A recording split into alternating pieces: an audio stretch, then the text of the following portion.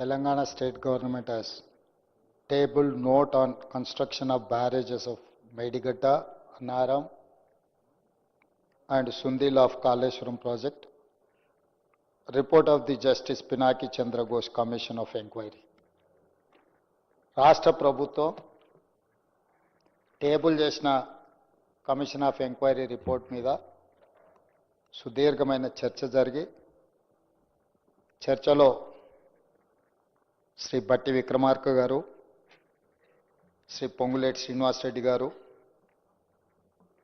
శ్రీ ఉత్తమ్ కుమార్ రెడ్డి గారు, శ్రీధర్ బాబు గారు, జూపల్లి కృష్ణారావు గారు, కోమటిరెడ్డి వెంకటరెడ్డి గారు, శ్రీ హరీష్ రావు గారు, ఏలేటి మహేశ్వర్ రెడ్డి గారు, శ్రీ పాల్వాయి హరీష్ బాబు గారు, శ్రీ అక్బరుద్దీన్ ఓవైసీ గారు, కూనంనేని సాంబశివరావు గారు ఈ చర్చలో పాల్గొని చాలా అంశాలను, నివేదికలో ఉన్న అంశాలతో పాటు వారికి అందుబాటులో ఉన్న సమాచారాన్ని కూడా వీలైనంత మేరకు చర్చ జరిగింది. చర్చలో పాల్గొన్న ప్రతి సభ్యుడికి వారు ఆశించిన దానికంటే కూడా తమరు ఎక్కువనే సమయం ఇచ్చారు. ఎందుకంటే కాళేశ్వరం ప్రాజెక్టుకి, గోదావరి జలాలకి justice PC Ghosh commission submit చేసిన రిపోర్ట్కు ఉన్న ప్రాధాన్యతతో తమరు గొప్ప మనసు చేసుకొని రాత్రి 12:30 అయినా ఓపికతో చర్చకు అవకాశం ఇచ్చి ప్రజలకి ఈ సభ పట్ల, ఈ ప్రభుత్వం పట్ల, సభలో ఉన్న సభ్యుల పట్ల ఒక గౌరవాన్ని పెంచే విధంగా ఈ చర్చను మీరు ముందుకు తీసుకెళ్ళినరు. మిమ్మల్ని మనస్ఫూర్తిగా అభినందిస్తున్నాను. ఎందుకంటే గతంలో మనం చాలా సందర్భాలలో చూసినాం, ప్రభుత్వం ఏది అనుకుంటే అది సభ్యులకు చర్చలో పాల్గొనే అవకాశం లేకుండా, అభిప్రాయం చెప్పనీయకుండా గొంతు నొక్కి ప్రభుత్వం కావాల్సిన నిర్ణయం తీసుకొని సభను వాయిదా వేసుకొని పోయేది. ఆనాడు తమరి కుర్చీలో కూర్చున్న పెద్దలు ఎడమవైపు చూసేవాళ్లే కాదు, అటువైపు ప్రతిపక్షం ఉంటుంది, వాళ్ళని చూడాలన్న ఆలోచన కూడా చేసేవాళ్ళు కాదు. ఎంతసేపు ఉన్న ట్రెజరీ బెంచెస్ వైపు చూసి అటువైపు చూడకుండానే చర్చను ముగించి ఇటువైపు నుంచి ఏం చెప్తారో దాంతోనే చర్చ ముగిసేది. కానీ తమరు ప్రతిపక్షానికి వీలైనంత మేరకు అవకాశం ఇచ్చి వాళ్ళ అభిప్రాయాలను చెప్పడానికి అవకాశం ఇచ్చారు. సరే, వాళ్ళు సద్వినియోగం చేసుకున్నారా, సద్వినియోగం చేసుకోలేదా, వాళ్ళు ఏ విధంగా దుర్వినియోగం చేసిండ్రు అనేది వాళ్ళ విజ్ఞతకే నేను వదిలేస్తున్నా. అధ్యక్ష, ఈరోజు పినాకి చంద్ర ఘోష్ ఈ కమిషన్ ఆఫ్ ఎంక్వైరీకి బాధ్యత తీసుకున్న వ్యక్తి judge of Calcutta high court, chief justice of Andhra Pradesh high court, judge Supreme Court of India, member national human rights commission, first Lokpal of India.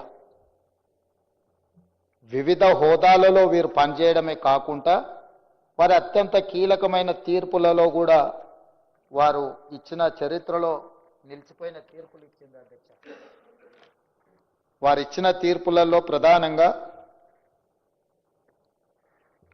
Disproportionate asset case V K Sasikala, మాజీ ముఖ్యమంత్రి జయలలితకు సంబంధించిన అక్రమ ఆస్తుల కేసులలో వికే శశికళను దోషిగా తేల్చారు. ప్రజా జీవితంలో జవాబుదారీ విధానాన్ని బలపరిచే తీర్పది. అదేవిధంగా 498A IPC guidelines 2014 dowry related కంప్లైంట్స్లో ఆటోమేటిక్ అరెస్టు జరగకూడదని, ముందుగా ప్రిలిమినరీ ఎంక్వైరీ అవసరమని స్పష్టం చేశారు. చట్టం ఎక్కడైతే దుర్వినియోగం జరుగుతుందో అడ్డుకునే దిశగా వారు తీర్పులు ఇవ్వడం జరిగింది. ఎందుకు ఈ అంశాలను ప్రస్తావిస్తున్నా అంటే, ఈరోజు కమిషన్ ఇచ్చిన రిపోర్టులో ఏదైనా లోపాలు ఉంటే ఆ లోపాలకు సంబంధించి ప్రస్తావిస్తే పర్వాలేదు. కానీ సభ్యులు సభలో అంత కీలకమైన బాధ్యతలను నిర్వహించిన సుదీర్ఘమైన అనుభవం ఉన్న పినాకి చంద్ర ఘోష్ గారి గురించి తక్కువ చేసి మాట్లాడడం ఈ సభా గౌరవాన్ని పెంచదు. ఇది మంచి సాంప్రదాయం కాదు. జడ్జిలు ఇచ్చిన జడ్జిమెంట్లను పోస్ట్ మార్టం చేయొచ్చు, ఆ జడ్జిమెంట్లలో భిన్నాభిప్రాయాలు మనం వ్యక్తం చేయొచ్చు, కానీ జడ్జిమెంట్ ఇచ్చిన వ్యక్తిని కించపరిచినట్టుగానే అవమానించే విధంగా మాట్లాడకూడదు. ఇది చట్టం. నేనేదో కొత్తగా చెప్పడం లేదు అధ్యక్ష. అయినా సభ్యులు ఆ రకంగా మాట్లాడినరు, అది కూడా వారి విజ్ఞతకే వదిలేస్తున్న అధ్యక్ష. తెలంగాణ సమాజం అంతా గమనిస్తుంది అధ్యక్ష. నీళ్లు అనేవి మానవాళికి ప్రాణాధారం. ఈ నీళ్లు ఉన్న చోటనే నాగరికత పుట్టింది. నీళ్లు ఉంటేనే ప్రకృతి, ప్రగతి, మనిషికి మనుగడ, పంటలకు ప్రాణం, రైతుకు ఊపిరి. నీటి చుట్టే మన జీవన చక్రం పరిభ్రమిస్తుంది. తాగేందుకు మంచినీళ్ళైనా, ఆయకట్టుకు సాగునీళ్ళైనా అందించాలంటే ఈ నీరు ఉండి తీరవలసిందే. అందుకే మనిషి చుట్టూ ఉన్న నదులు, చెరువులు, కుంటలు కాపాడుకున్నప్పుడే మన మనుగడ సాధిస్తామన్నది చరిత్ర చెప్తున్న సత్యం. అందుకే మన పురాణాలలో అపర భగీరథుడని శివుడి తల మీద ఉన్న గంగను నేల మీదకి తెచ్చి ఈ మానవాళికి జీవన ఆధారం కల్పించిన అపర భగీరథుడు అని అందుకే మన పురాణాలలో పెద్దలు చర్చించుకున్నారు అధ్యక్ష.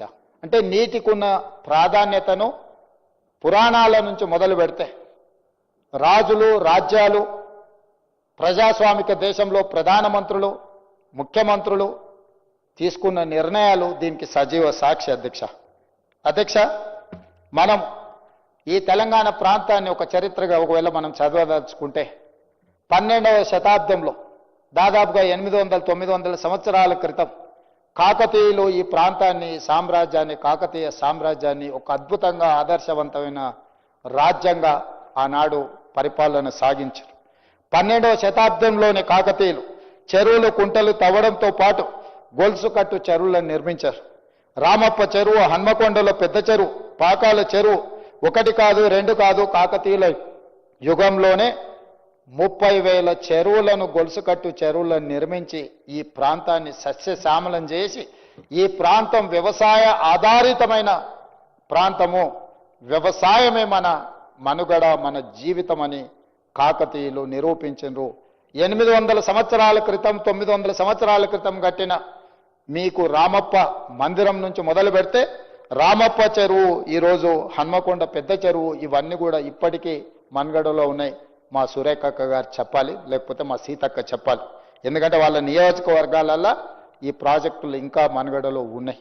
ఇదే కాదు అధ్యక్ష, కాకతీయుల, రెడ్డి రాజుల యొక్క పరిపాలనలో నిర్మించిన చెరువులు, వ్యవసాయానికి ఇచ్చిన ప్రాధాన్యత, నీటికున్న ప్రాధాన్యతను గుర్తించినందుకే మనం నిర్మించుకున్న కాలువకు కాకతీయ కాలువలని మనం పెట్టుకోవడం జరిగింది అధ్యక్ష.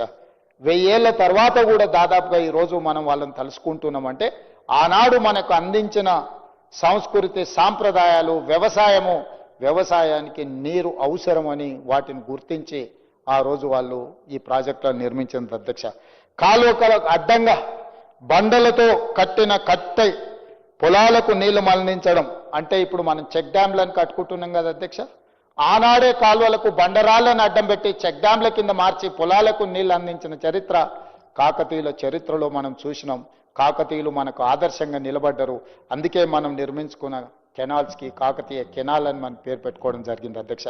అంతెందుకు అధ్యక్ష, నిజాం సర్కార్, నిజాం ఏలిన సందర్భంలో 220 సంవత్సరాలు ఈ ప్రాంతాన్ని పరిపాలించిన నిజాము వ్యవసాయాన్ని, నీటి యొక్క ప్రాధాన్యతను గుర్తించి ఈ ప్రాంతంలో నిజాం కట్టిన ప్రాజెక్టులు ఈ రోజు కూడా 100 ఏళ్ల కింద, 120 ఏళ్ల కింద నిర్మించిన ప్రాజెక్టులు ఈనాడు కూడా మన రైతులకు సాగునీరు, మన ప్రజలకు తాగునీరు అందిస్తున్నాయి అధ్యక్ష. నిజాం నిర్మించిన ప్రాజెక్టులు నిజాం సాగర్ కావచ్చు, ఉస్మాన్ సాగర్ కావచ్చు, హిమాయత్ సాగర్ కావచ్చు, అప్పుడు కట్టినవే. పెద్ద ప్రాజెక్టులతో పాటు వేళ్ల చెరువులను, కుంటలను ఆనాడు నిజాం సర్కారు నిర్మించింది అధ్యక్ష. అంతెందుకు అధ్యక్ష, నిన్న మొన్న నేను మీ పెద్దలు ఉత్తమ్ కుమార్ రెడ్డి గారు ఏరియల్ సర్వేకి వెళ్ళాం. నిన్న మొన్న జరిగిన 40 సెంటీమీటర్ల వర్షం అత్యధికంగా కురవడం వల్ల కామారెడ్డి, మెదక్ జిల్లాలను అతలాకుతలం చేసినాయి. లక్షలాది ఎకరాల పంటలు నీటిమయమైపోయినాయి, మునిగిపోయినాయి. వందలాది రోడ్లు కొట్టుకుపోయినాయి. వేలాది మంది ప్రజలు నిరాశ్రయులైనరు. వారిని పరామర్శించడానికి పోతే వాతావరణం అనుకూలించకపోయినా ఏరియల్ సర్వేలో మేము వెళ్ళి అక్కడి స్థితిగతులను అక్కడి పరిస్థితులను చూసినాం అధ్యక్ష. అవి చూస్తున్నప్పుడు అక్కడ ఒక ప్రాజెక్టు నిటారుగా నిలబడి కనిపించింది అధ్యక్ష. ఆ ప్రాజెక్టు పేరు పోచారం ప్రాజెక్ట్. 103 సంవత్సరాల క్రితము 26 లక్షల రూపాయలతో నిర్మించిన పోచారం ప్రాజెక్టు తెగిపోతుందేమో అని నిండి ప్రాజెక్టు మీద నుంచి నీళ్లు ఎల్లబారినా ఆ ప్రాజెక్టు ఈ కాలమాన పరిస్థితులకు నిలబడి దాని కింద ఉన్న 14 గ్రామాలు వేలాది మంది ప్రజలను కాపాడడానికి 103 సంవత్సరాల క్రితం నిజాం నిర్మించిన పోచారం ప్రాజెక్టు ఇంకా బలంగా నిలబడ్డది అని అంటే నిర్మాణంలో ఆనాడు తీసుకున్న నిర్ణయాలు, నాణ్యత, వాటి నిర్మాణమే కాదు నిర్వహణ కూడా ఈరోజు చేపట్టడం వల్ల 103 సంవత్సరాల తర్వాత కూడా వేలాది మంది ప్రజల్ని కాపాడడానికి పోచారం ప్రాజెక్టు ఈరోజు మనకు తార్కణం అధ్యక్ష. అంటే ఒక ప్రాజెక్టు నిర్మాణ సమయంలో తీసుకుంటున్న ప్రాజెక్టు డిజైన్ కావచ్చు, ప్రాజెక్టు కన్స్ట్రక్షన్ కావచ్చు, ప్రాజెక్టు మెయింటెనెన్స్ కావచ్చు, వీటన్నిటి పట్ల ప్రత్యేకమైన శ్రద్ధతో నేను నిర్మిస్తే ఏ విధంగా ఉంటుందో పోచారం ప్రాజెక్టు ఒక ఉదాహరణ అధ్యక్ష.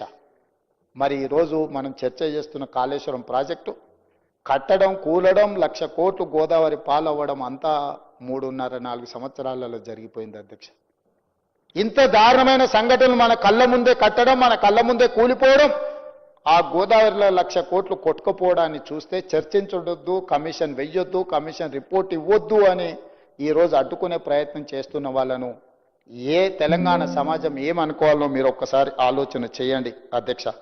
అందుకే అధ్యక్ష ఈరోజు ఈ సభలో ఈ అంశాలన్నిటిని చర్చించడమే కాదు, భారతదేశానికి స్వతంత్రం వచ్చిన తర్వాత ఆనాటి మొట్టమొదటి ప్రధానమంత్రి పండిట్ జవహర్లాల్ నెహ్రూ గారు కరువు కాటకాలతో ప్రజలు అన్నమో రామచంద్ర అని మట్టి తిని బతుకుతున్న రోజుల్లో స్వతంత్రం వచ్చి చట్టాలు లేక ఆటవిక రాజ్యం ఈ దేశంలో ఏలుతున్నప్పుడు పండిట్ జవహర్లాల్ నెహ్రూ గారు విజ్ఞతతో, వారి విశాలమైన అనుభవంతో irrigation and education is the priority, ఈ దేశం అభివృద్ధి చెందాలంటే ఎడ్యుకేషన్ అంటే విద్యను ఇవ్వాలి, అదేవిధంగా సాగునీటి ప్రాజెక్టులను నిర్మించాలి అని మొట్టమొదటి ప్రధానమంత్రి గారు పంచవర్ష ప్రణాళికలో education and irrigation is our priority అని చెప్పి నిర్ణయం తీసుకొని ఆనాడు దేశం మొత్తంలో బాక్రానంగల్ నుంచి మొదలు పెడితే శ్రీరామ్ సాగర్, నాగార్జున సాగర్, శ్రీశైలం లాంటి ప్రాజెక్టులకు పునాదులేసి మొట్టమొదటి ప్రధానమంత్రి ఈ తెలంగాణ ప్రాంతంలో నిజాం సర్కార్ తర్వాత, నిజాం సాగర్ తర్వాత శ్రీరామ్ సాగర్, నాగార్జున సాగర్, శ్రీశైలం లాంటి ప్రాజెక్టులను ప్రారంభించి ఈ ప్రజలను అన్నమో రామచంద్ర నుంచి ఈరోజు దేశంలోనే అత్యధికంగా వరి ధాన్యాన్ని పండించే 2,85,00,000 మెట్రిక్ టన్నుల వరి ధాన్యాన్ని పండించడానికి పునాదులేసింది మొట్టమొదటి ప్రధానమంత్రి పండిట్ జవహర్లాల్ నెహ్రూ గారు అని చెప్పి నేను అధికారికంగా ఈ సభలో చెప్పదలుచుకున్నాను అధ్యక్ష. ఇది కాంగ్రెస్ పార్టీ విఘ్నత. కాంగ్రెస్ పార్టీ విశాల ప్రయోజనాల కోసం ప్రజల్ని కరువు కాటకాల నుంచి కాపాడడమే కాకుండా ప్రపంచానికి ఆదర్శంగా నిలబడే వ్యవసాయ ప్రణాళికలను అందించిన పార్టీ ప్రభుత్వం కాంగ్రెస్. ఈరోజు ఆ ప్రాజెక్టులన్నీ కూడా మన కళ్ళ ముందల నిలబడ్డాయి అధ్యక్ష. ఈరోజు మనం ఇలాంటి పరిస్థితుల్లో ఆ తర్వాత తెలంగాణ, హైదరాబాద్ రాష్ట్రం, చెన్నై, తమిళనాడు నుంచి విడిపోయిన ఆంధ్రప్రదేశ్, ఈ 2 రాష్ట్రాలను కలిపి 1956లో ఉమ్మడి రాష్ట్రంగా మార్చడం జరిగింది అధ్యక్ష. ఆ చరిత్ర గురించి నేను చెప్పాల్సిన అవసరం లేదు, ఇక్కడ ఉన్న ప్రతి ఒక్కరికి తెలుసు. ఆ నెహ్రూ గారి వారసత్వాన్ని తీసుకొని ప్రాజెక్టుల యొక్క నిర్మాణాన్ని, అంతర్రాష్ట్ర జల వివాదాలను పరిష్కరించుకుంటూ, అంతర్రాష్ట్ర ముఖ్యమంత్రులు ఒప్పందాలు చేసుకుంటూ ప్రాజెక్టుల నిర్మాణానికి ముందుకు సాగింది అధ్యక్ష ఆనాడు ఉమ్మడి ఆంధ్రప్రదేశ్. 1975లో మహారాష్ట్ర ముఖ్యమంత్రి ఎస్బి చవాన్ గారు, ఆనాటి ఉమ్మడి ఆంధ్రప్రదేశ్ ముఖ్యమంత్రి, ఖమ్మం జిల్లా బిడ్డ జలగం వెంగళరావు గారు 1975లో ఒప్పందం చేసుకున్నారు అధ్యక్ష. గోదావరి నదికి సంబంధించిన జలాలు మహారాష్ట్రలో వార్దా నది, వాన్గంగా నది కలిసి ఉమ్మడి ఆంధ్రప్రదేశ్ ఆనాటి జిల్లా ఆదిలాబాదులోకి ప్రవేశించినప్పుడు ప్రాణహితగా మారి తుమ్మిడిహెట్టి ద్వారా మన ప్రాంతానికి ఈనాటి తెలంగాణ రాష్ట్రంలో ఆదిలాబాద్ జిల్లాలో ప్రవేశించబోతున్న ప్రాంతాన్ని ఆ ప్రాజెక్టును ఆ నీళ్లను ప్రాణహిత ప్రాజెక్టు కింద గుర్తించింది అధ్యక్ష. ఆ ప్రాణహిత మీద బ్యారేజీలు నిర్మించాలి, నీటిని మళ్లింపు చేపట్టాలి, తద్వారా రెండు రాష్ట్రాలు ప్రయోజనం పొందాలి, వ్యవసాయానికి తాగునీటికి ఈ ప్రాజెక్టులు ఉపయోగపడాలి అని మొట్టమొదటి ఒప్పందం ఎస్బి చవాన్ వెంగళరావు గారి మధ్యలో జరిగింది. ఆనాడు పునాది రాయబడ్డది అధ్యక్ష ఆ ప్రాజెక్టుకి. ఉమ్మడి రాష్ట్రంలో ఈ ప్రాజెక్టులు నిర్మించాలని ఆనాడు నిర్ణయం తీసుకున్నారు అధ్యక్ష. అదేవిధంగా అధ్యక్ష, ఎక్కడ అన్యాయం జరుగుతుందో అక్కడ తిరుగుబాటు పుడుతుంది, ఎక్కడ కాలే కడుపులు రగులుతాయో అక్కడ పోరాటాలు పురుడు పోసుకుంటాయి. దీనికి తెలంగాణ ప్రాంతం ఒక చారిత్రాత్మక నిదర్శనం. గలగల పారే జీవ నదుల గడ్డ అయిన తెలంగాణ దశాబ్దాల పాటు బీడు భూములకు బీద జీవితాలకు కన్నీటి వలసలకు సజీవ సాక్ష్యంగా మిగిలింది. అందుకే ఇక్కడ నక్సల్బరీ పోరాటాలు పురుడు పోసుకున్నాయి. మొదట భూమి, ఆ భూమికి సాగునీరు లేకపోవడం వల్ల ప్రజల జీవితాలు దుర్భరమైనాయి. ఉమ్మడి పాలకుల నిర్లక్ష్యం నుండి ఉద్యమాలు పుట్టాయి. రైతుల ఆత్మహత్యల నుండి రణ నినాదాలు మోగాయి. బీడు భూములను వదిలి బతుకు తెరువు కోసం ప్రజలు ముంబై, దుబాయ్ వలసలు పోయారు అధ్యక్ష. ఈ వలసలు ఈ పేదరికమే, ఈ ఆకలి కేకలే తెలంగాణ ఉద్యమానికి పునాదులైన అధ్యక్ష. ఈ ఆకలి కేకల నుంచి పుట్టుకొచ్చిన తెలంగాణ ఉద్యమం ఉస్మానియా యూనివర్సిటీ, కాకతీయ యూనివర్సిటీల నుంచి అక్కడి విద్యార్థులు ప్రాణ త్యాగం చేసి అమరులై ఆకాశంలో నక్షత్రాలై వెలిగి తెలంగాణ రాష్ట్రాన్ని సాధించడం జరిగింది అధ్యక్ష. ఈ ఆకాంక్షలకు, ఈ త్యాగాలకు, ఈ అమరవీరుల త్యాగాలకు ప్రధానమైన కారణం సాగునీరు ప్రధానమైన అంశం. తెలంగాణ రాష్ట్రంలో ఈరోజు జరుగుతున్న పరిణామాలను మీరు ఒక్కసారి ఆలోచన చేయండి అధ్యక్ష. ఆనాడు చేసుకున్న ఒప్పందాలు, వెంగళరావు గారిని ఒప్పందాల తర్వాత మళ్ళీ 2004 సంవత్సరంలో కరువు కాటకాల నుంచి పేలిపోతున్న ట్రాన్స్ఫార్మర్లు, కాలిపోతున్న మోటార్లు, ఆత్మహత్యలకు పాల్పడుతున్న తెలంగాణ రైతాంగం యొక్క జీవితాలలో వెలుగులు నింపాలి అని శ్రీమతి సోనియా గాంధీ గారి నేతృత్వంలో ఏర్పడ్డ UPA 1 ప్రభుత్వం డాక్టర్ వైఎస్ రాజశేఖర రెడ్డి గారి నాయకత్వంలో జలయజ్ఞాన్ని ప్రారంభించి ఆనాడు చేసుకున్న ప్రాణహిత ప్రాజెక్టు ఒప్పందాలను తిరిగి 2007-8లో మళ్ళీ పునరుజ్జీవనం పొందినయి. ఆ విధంగా ఈ ప్రాజెక్టు పునాదులు పడ్డాయి అధ్యక్ష. ఆ ప్రాజెక్టుకి ఆనాడు తీసుకున్న నిర్ణయం, ప్రాజెక్టు యొక్క అంచనాలు, ప్రాణహిత నుంచి మొదలు పెడితే చేవెళ్ళ అధ్యక్ష, చేవెళ్ళ ప్రాంతానికి తమరికున్న అనుబంధం ఇక్కడ ఉన్న వాళ్ళందరికీ తెలుసు. చేవెళ్ళనే కాదు, పరిగి, వికారాబాద్, తాండూరు వరకు నీటిని తరలించాలని ప్రాణహితలో ప్రాజెక్టులు తుమ్మిడిహెట్టి దగ్గర బ్యారేజ్ నిర్మించి తద్వారా నీటిని తరలించడం ద్వారా శ్రీపాద ఎల్లంపల్లికి తెచ్చి అక్కడి నుంచి మిడ్మానేర్ కానీ ఇతర ప్రాంతాలకు తెచ్చి మన చేవెళ్ళ ప్రాణహిత వరకు తీసుకురావాలని ఆనాడు ప్రాజెక్టులను నిర్మించారు. ప్రాణహిత చేవెళ్ళ ప్రాజెక్టుకు ఉన్న ఈ ప్రాజెక్టుకు వెంకట స్వామి గారి ఆలోచన, సూచన వల్ల డాక్టర్ బాబాసాహెబ్ అంబేద్కర్ గారి పేరు ఆనాడు మనం పెట్టుకోవడం జరిగింది అధ్యక్ష.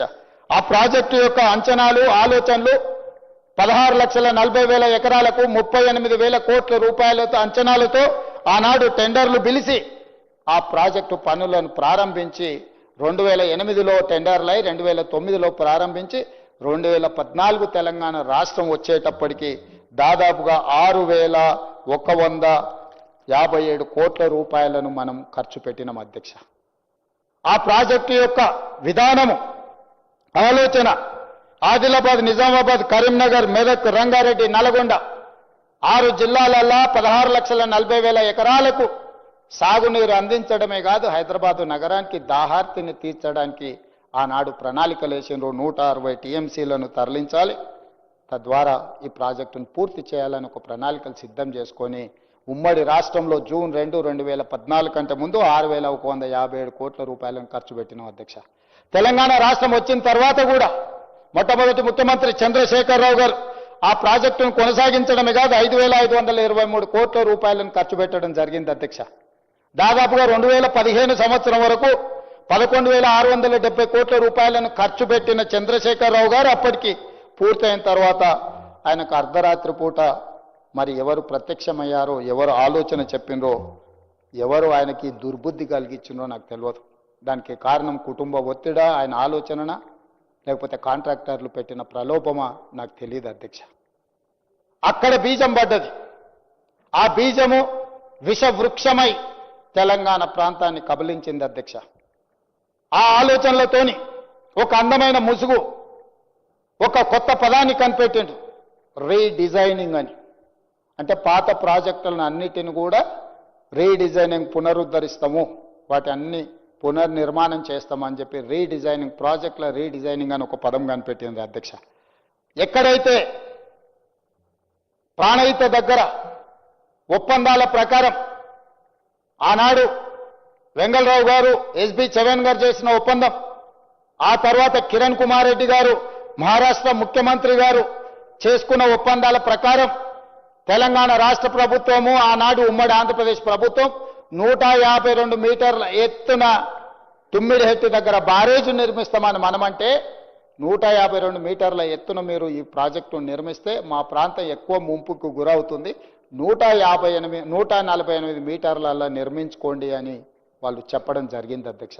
ఏ రోజు కూడా మహారాష్ట్ర ప్రభుత్వం అక్కడ ప్రాజెక్టు నిర్మించొద్దు అని అభ్యంతరాలు పెట్టలేదు. మహారాష్ట్ర ప్రభుత్వం యొక్క అభ్యంతరం వల్ల 152 మీటర్ల ఎత్తున నిర్మిస్తే మా ప్రాంతం ఎక్కువగా ముంపుకు గురవుతుంది కాబట్టి 148 మీటర్ల ఎత్తున నిర్మించుకున్న ప్రాజెక్టులో చిన్న చిన్న మార్పులు చేసుకుంటే మీకు కావాల్సిన 165 టీఎంసీల నీళ్లు వస్తాయని సాంకేతిక నిపుణులు సెంట్రల్ వాటర్ కమిషన్ నివేదికలు ఇవ్వడం జరిగింది అధ్యక్ష. 2009లోనే నేను ఇంతకుముందే చెప్పిన, ఎక్కువ వివరాల జోలికి వెళ్ళదలుచుకోలేదు, గతము ఇంతకుముందే మీ ముందర ప్రస్తావించిన 2009లోనే సెంట్రల్ వాటర్ కమిషన్ స్పష్టంగా రాసింది 235 టీఎంసీ నీటి లభ్యత ఉంది అని.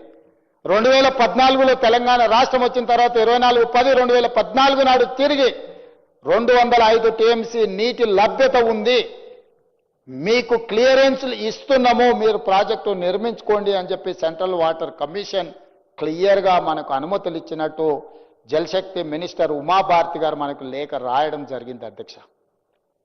అభ్యంతరం అల్లా, చర్చలల్లా నాటి విద్యాసాగర్ రావు గారు తెలంగాణ ప్రాజెక్ట్స్ ఇన్ఛార్జ్ ఆ రోజు ఇతర అధికారులతో కలిసి అధ్యక్ష మహారాష్ట్ర ప్రభుత్వంతో కూర్చొని చర్చలు చేసిన తర్వాత వాళ్ళు తీసుకున్న నిర్ణయం ఏంది అని అంటే 148, 150, 152 ఎక్కడ కడితే ఎంత మునుగుతుంది, దీనికి సంబంధించిన వివరాలను మనం చర్చించుకోవాలని పూణేకి సంబంధించిన సంస్థకు ఆ రోజు ఆదేశాలు ఇవ్వడం జరిగింది. దీనివల్ల ముంపు ఎంత ఉంటుంది, నష్టం ఎంత ఉంటుంది, మహారాష్ట్రను ఒప్పించడానికి ఏం కావాలని తెలంగాణ రాష్ట్రము అదేవిధంగా మహారాష్ట్రకు సంబంధించిన నిపుణులు కలిసి కూర్చొని 10 నుంచి 15 రోజులలో వాళ్ళు నివేదిక ఇవ్వాలి.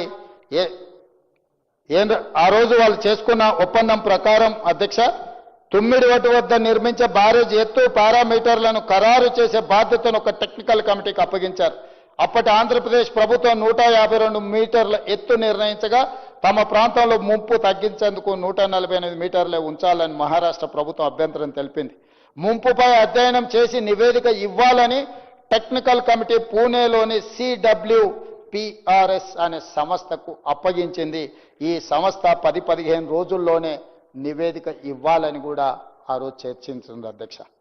ఒక పక్కన అన్ని రకాలుగా తుమ్మిడిహెట్టి దగ్గర ప్రాజెక్టు నిర్మించుకొని తుమ్మిడిహెట్టి నుంచి 4 ప్యాకేజీల కింద ఆదిలాబాద్ జిల్లాకు దాదాపుగా 1,60,000 ఎకరాలకు నీళ్లు అందించుకుంటూనే శ్రీపాద ఎల్లంపల్లిలో నీటిని నింపుకొని అక్కడి నుంచి తరలించుకుంటూ పోతే 6 జిల్లాలకు 16,40,000 ఎకరాలకు ఆయకట్టుకు ఇవ్వడమే కాదు, హైదరాబాదు దాహార్తిని తీర్చడానికి ప్రణాళికలు ఉండే. ఆ లిఫ్టుల్లో తుమ్మిడిహెట్టి నుంచి తెచ్చుకునే దాంట్లో ఒకే ఒక్క లిఫ్ట్, అది 19 మీటర్లు, హరీష్ రావు గారు 38 మీటర్లు అన్నారు. పోని వారు అనుకున్నట్టే శ్రీపాద ఎల్లంపల్లి గుండెకాయ ఫర్ గోదావరి వాటర్స్, గోదావరి ప్రాంతంలో ఎక్కడికి వెళ్ళాలన్నా రక్త ప్రసరణ గుండెకొచ్చి గుండె నుంచి ఇతర మానవ అవయవాలకు అన్నిటికీ ఏ విధైతే రక్త ప్రసరణ జరుగుతుందో గోదావరి నదీ జలాలు, అది ప్రాణహిత చేవెళ్ళ కావచ్చు, వాన్గంగా కావచ్చు, వార్దా కావచ్చు, ఇతర ప్రాజెక్టులు ఏదున్నా ఈరోజు శ్రీపాద ఎల్లంపల్లి దగ్గరకు వచ్చిన తర్వాత అక్కడి నుంచి ఇతర ప్రాంతాలకు మనం తరలించాల్సిన అవసరం ఉంది అధ్యక్ష. తుమ్మిడిహెట్టి నుంచి శ్రీపాద ఎల్లంపల్లికి తేవాలంటే ఒకే ఒక్క లిఫ్ట్, చిన్న లిఫ్ట్ పెట్టుకుంటే 160 టీఎంసీలు ఎత్తిపోసుకోవడానికి క్లియర్గా ఉన్న ప్రాజెక్టులను పనులు చేయడమే కాకుండా అక్కడ అవకాశం ఉండే. కానీ అట్లా చేయకుండా పైనుంచి కిందికి నీళ్లు ఒడిసిపట్టుకుంటా గ్రావిటీ ద్వారా నీళ్లు తెచ్చుకునే అవకాశం ఉన్న ఆ ప్రాజెక్టును పూర్తిగా మొత్తం ఆపేసి చంద్రశేఖరరావు గారు కిందికి వెళ్ళిండు అధ్యక్ష. దానికి వ్యాప్కో సంస్థ చెప్పింది అంటుండు. వ్యాప్కో తుమ్మిడిహెట్టి దగ్గర ప్రాజెక్టు కట్టడానికి కూడా కేంద్ర ప్రభుత్వ రంగ సంస్థ అయినా వ్యాప్కోసే నివేదిక ఇచ్చింది. ఆనాడు కాంగ్రెస్ పార్టీ రాజశేఖర రెడ్డి గారు అడిగినారు, మేము వ్యాప్కోస్ని మేము తుమ్మిడిహెట్టి నుంచి చేవెళ్ల వరకు నీళ్లు తీసుకెళ్లాలనుకుంటున్నాం, 160 టీఎంసీలు ఇక్కడ నీటి లభ్యత ఉన్నదా లేదా, సాంకేతికంగా ఏ విధంగా ముందుకు వెళ్ళాలని అడిగితే దాని మీద వ్యాప్కో సంస్థ సంపూర్ణంగా స్టడీ చేసి నివేదిక ఇచ్చింది. ఇది సాధ్యమే, ఇక్కడ నిర్మించుకోవచ్చు, అన్ని రకాల అనుమతులు తెచ్చుకోవచ్చు అని వ్యాప్కోస్ ఆదేశాలు ఇచ్చింది అధ్యక్ష. చంద్రశేఖరరావు గారు ముఖ్యమంత్రి అయిన తర్వాత చంద్రశేఖరరావు గారు కూడా వ్యాప్కోస్నే పిలిచిండు. వ్యాప్కోసు అక్కడి నుంచి మారిస్తే ఎక్కడ కట్టాలి, ఎన్ని నీళ్లు లభ్యత ఉన్నాయని అడగలేదు అధ్యక్ష. స్ట్రైట్గా ఆర్డర్ ఇచ్చిండు అధ్యక్ష. నేను మేడిగడ్డ దగ్గర బ్యారేజ్ కట్టి అక్కడి నుంచి 3 లిఫ్టులు పెట్టి నింపుకోట పైకి తెచ్చి శ్రీపాద ఎల్లంపల్లిలో నేను పోయేదలుచుకున్నా, దీని మీద నివేదిక ఇవ్వనంటే అధ్యక్ష నేను ఒక మాట అడుగుతున్నాను.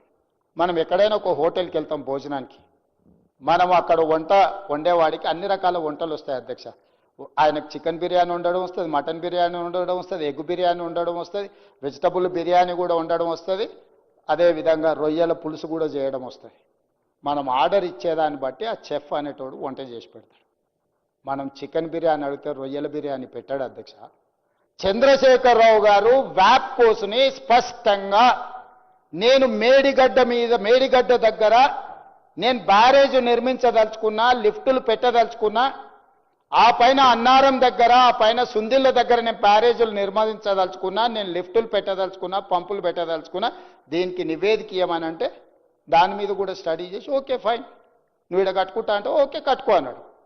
మీరు ఒక ఆర్కిటెక్ట్ని ఇల్లు కట్టడానికి వికారాబాద్లో స్థలం చూసి ఇల్లు కట్టాలి అనుకుంటున్నానంటే ఆర్కిటెక్ట్ వికారాబాద్ స్థలంలో ఉన్నదాన్ని బట్టి ఎట్లా కట్టుకోవాలనో సలహా చెప్తాడు.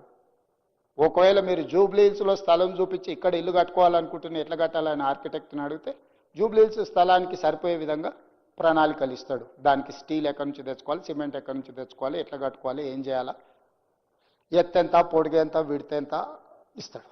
ఇవాళ చంద్రశేఖరరావు గారు కూడా వ్యాప్కోస్కి స్పష్టంగా ఆదేశాలు ఇచ్చిండు. నాకు మేడిగడ్డ దగ్గర నేను నిర్మించాలనుకుంటున్నా, దీని మీద నాకు నివేదిక ఇవ్వమని. నువ్వు అడిగింది ఒకటైతే సాంకేతిక నిపుణుడు ఇంకొకటి ఇవ్వడు కదా. మరి నువ్వు అడిగిన దానికి ఆయన నివేదిక ఇస్తే పోనీ ఆ నివేదికనన్నా నువ్వు యాజ్ ఇట్ ఈజ్గా ఇంప్లిమెంట్ చేసినావా? లేదు. బ్యారేజ్ల స్థలాన్ని మార్చిండు, పంపుల స్థలాన్ని మార్చిండు, అన్నిటిని మార్చుకుంటూ పోయిండు. మరి ఈరోజు సెంట్రల్ వాటర్ కమిషన్ అక్కడ అందుబాటులో లేదు. పైన ప్రాజెక్టులు కట్టుకుంటే 63 టీఎంసీలు పైన వాళ్ళు వాడుకుంటారు కాబట్టి 165లో 63 టీఎంసీలు తగ్గితే నీకు 102 టీఎంసీలు అందుబాటులో ఉంటాయి. కాబట్టి తుమ్మిడిహెట్టి దగ్గర వద్దు అని నిర్ణయం తీసుకున్నా అంటున్నాను. ఆ తుమ్మిడిహెట్టి దగ్గర ఉన్న నీళ్ళే కిందికి వచ్చుకుంటూ వచ్చి మేడిగడ్డ దగ్గరకు వచ్చినాయి అధ్యక్ష. మహారాష్ట్ర ప్రభుత్వం ఒకవేళ పైన ప్రాజెక్టులు నిర్మించుకుంటే 63 టీఎంసీల నీళ్ళు అక్కడ వాడుకుంటే మేడిగడ్డ దగ్గరైనా 63 టీఎంసీల పైన పట్టుకుంటే అటే వెళ్ళిపోతాయి కదా అధ్యక్ష.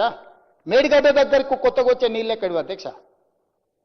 ఈరోజు పైనుంచి గ్రావిటీ ద్వారా తెచ్చుకుంటే లిఫ్టులు పంపులు తగ్గుతాయి, ప్రాజెక్టు కాస్ట్ తగ్గుతుంది. కానీ కిందికి పోయి పాతాళంలో నుంచి పైకి ఎత్తుకుంటూ వస్తే కాస్ట్ పెరుగుతుంది, కాంట్రాక్టులు పెరుగుతాయి. ఈ కాంట్రాక్టర్లు ఇచ్చే కమిషన్లకు కక్కుర్తిబడి గ్రావిటీ ద్వారా రావాల్సిన 160 టీఎంసీల నీటిని సింగిల్ లిఫ్ట్తోని తెచ్చుకోవాల్సిన నీటిని శ్రీపాద ఎల్లంపల్లిలో నింపుకోవాల్సిన నీటిని అట్లా కాదని కిందికెళ్ళి మేడిగడ్డ అన్నారం సుందిళ్ళ దగ్గర నుంచి కింది నుంచి పైకి మేడిగడ్డ నుంచి అన్నారంలో ఎత్తిపోసి అన్నారంలో నుంచి సుందిళ్ళలో ఎత్తిపోసి సుందిళ్ళ నుంచి ఎత్తి శ్రీపాద ఎల్లంపల్లిలో పోసిండి అధ్యక్ష. అదే నీకు తుమ్మిడిహెట్టి నుంచి ప్రాజెక్టు నిర్మించనుంటే 20 పంపులు 3460 మెగావాట్ల విద్యుత్ అవసరం ఉంటుండే. పంపుల కెపాసిటీ పెంచి కిందికి పోవడం వల్ల 20 పంపులు కాస్త 26 పంపులైనాయి. 3460 మెగావాట్ల విద్యుత్ అవసరం 8450 మెగావాట్ల విద్యుత్ అవసరం పెరిగింది అధ్యక్ష. ఏ కాంట్రాక్టర్ల కోసం ఈ పంపులు లిఫ్టులు పెంచినవని ఈరోజు మేము అడుగుతున్నాం అధ్యక్ష. నీరు వినియోగం పెరగలేదు. అదే 160 టీఎంసీల మీదనే ప్రాజెక్టులు రిలే అయినాయి. నీటి వినియోగం పెరగలేదు, నీటి లభ్యత మారలేదు. కానీ ప్రాజెక్టుల అంచనాలు 38,000 కోట్ల నుంచి ఈరోజు ఉత్తమ్ కుమార్ రెడ్డి గారు చెప్పినట్టు 1,47,000 కోట్ల రూపాయలకు పెరిగినాయి అధ్యక్ష. ఇవాళ పోని అక్కడికైనా తెలంగాణ ప్రజలు నమ్మినందుకు, నమ్మించి మోసం చేసినందుకు, నట్టేట ముంచినందుకు ఆ ప్రాజెక్ట్ అయినా చక్కగా కట్టినుంటే ఇవాళ ఈ చర్చ ఉండేది కాదు, కమిషన్ రిపోర్ట్ ఉండేది కాదు అధ్యక్ష. ఆ నిర్మాణంలో స్పష్టంగా national dam safety authority has said that design, construction, maintenance, everything is lacked. Project యొక్క ప్రణాళిక, నిర్మాణము, నిర్వహణ లోపభూయిష్టంగా ఉంది. ఇది ఏమాత్రం క్షమించరాని నేరము అని చెప్పి ఈరోజు ఎన్డీఎస్ఏ చెప్పింది అధ్యక్ష. Not Congress party, not PC Ghosh or not any other person. NDSA is the expert committee for national dam సేఫ్టీలో అత్యంత నైపుణ్యం ఉన్న కేంద్ర ప్రభుత్వ రంగ సంస్థ. మనందరికీ పరిమితమైన అవగాహన ఉంటే చూస్తే పగిలితే పగిలిందని కనిపిస్తుంది, కూలితే కూలిందని కనిపిస్తుంది, కుంగిపోతే కుంగిపోతే అని కనిపిస్తుంది. కానీ సాంకేతిక నైపుణ్యం ఉన్న కేంద్ర ప్రభుత్వ రంగ సంస్థ స్పష్టంగా చెప్పింది, ప్రభుత్వం ఈ విధంగా డిజైన్లు చేయడం కానీ, కన్స్ట్రక్షన్ చేయడంలో కానీ, మెయింటెనెన్స్ చేయడంలో వైఫల్యం చెందింది కాబట్టి ఈ ప్రాజెక్టులు కుంగిపోయినాయి. దీనికి కారణం ప్రభుత్వమే. ఇందులో ఉన్న సాంకేతిక నిపుణులు తీసుకున్న సాంకేతిక పరమైన అంశాలు, టెక్నాలజీని చేంజ్ చేయడాన్ని, వీటన్నిటిని కూడా తప్పుబట్టింది అధ్యక్ష. ఈరోజు తప్పుబట్టిన ఎన్డీఎస్ఏ రిపోర్టును ఎన్డీఏ రిపోర్ట్ అంటాడు ఆయన. ఆయనకున్న తెలివితేటలన్నీ ఉపయోగించి ఈరోజు వారి ఈ విధంగా దీనికంత కారణం ఏంది అధ్యక్ష? 2015లో ఆయనకు ఖచ్చితంగా ఎవరో కళ్ళలో వచ్చి ఉంటాడు.